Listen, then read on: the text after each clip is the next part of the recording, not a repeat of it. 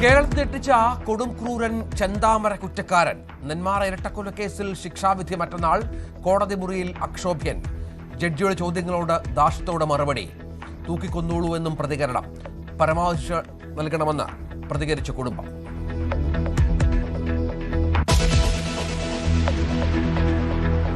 BJP വെട്ടിലായ തെരഞ്ഞെടുപ്പ് fund തട്ടിപ്പ് പുതിയ തലത്തിലേക്ക്. തട്ടിപ്പ് ശരിവെക്കുന്ന തരത്തിൽ ദേശീയ സംഘടനാ ജനറൽ സെക്രട്ടറിയുടെ കത്ത് പുറത്ത്. പരാതിയിൽ സംസ്ഥാന നേതാക്കളുടെ പേരും കമ്മീഷൻ കണക്കുകളും.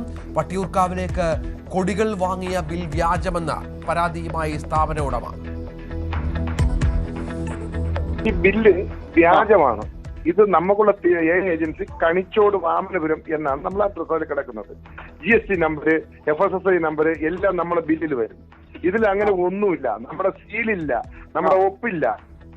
അതുകൊണ്ട് GST ബില്ല് ഇവർ കൊടുത്തിട്ടുണ്ടെങ്കിൽ ഇവർ ആരെയാണ് പൈസ കൊടുത്തത്? ഈ പൈസ കൊടുത്ത ആൾക്കാർ അവരെ കണ്ടെത്തണം.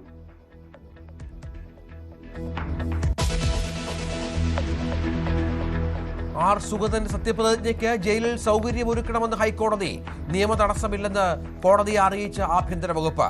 ഹർജിയിൽ ഹൈക്കോടതി 2 മണിക്ക് വിധി പറയും.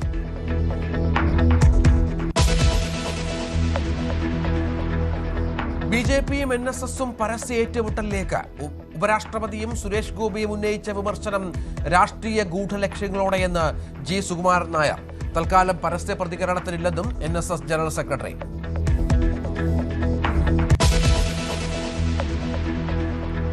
ശബരിമല സ്വർണ്ണക്കൊള്ളയിൽ SITക്കെതിരെ ദേവസ്വം മന്ത്രി.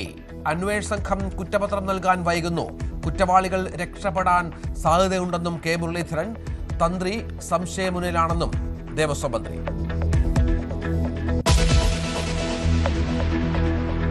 വിപണിയെ വേവിച്ചിറച്ചിക്കോഴി വില കിലോയ്ക്ക് 200 അടുക്കുന്നു.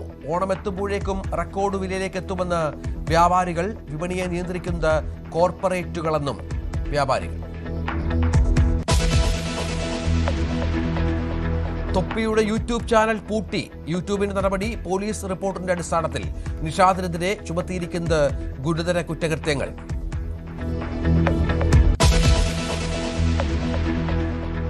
അമേരിക്കയ്ക്കെതിരായ തിരിച്ചടിയുടെ 4ാം ഘട്ടം ആരംഭിച്ചതായി ഇറാൻ റവല്യൂഷണറി ഗാർഡ്. കുവൈറ്റിലെ US മിസൈൽ താവളം ലക്ഷ്യമിട്ട ആക്രമണം. ബന്ദർ അബ്ബാസിൽ USന്റെ ഡ്രോൺ വെടിവെച്ചിട്ടതായി ഇറാൻ. ഇറാനിലെ 12 സ്ഥലങ്ങളിൽ വ്യോമാക്രമണം നടത്തിയ അമേരിക്ക.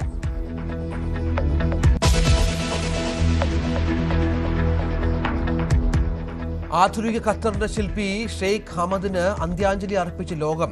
ഇന്ത്യയിൽ ഇന്ന് ഔദ്യോഗിക ദുഃഖാചരണം. ദോഹയിൽ അന്തിമോപചാരം അർപ്പിച്ച ആയിരങ്ങൾ. അറബ് ലോകത്തിന് നഷ്ടമായത് നയതന്ത്ര രംഗത്തും പുരോഗതിയിലും ഖത്തറിന് പുതിയ ദിശാബോധം പകർന്ന നേതാവിന്.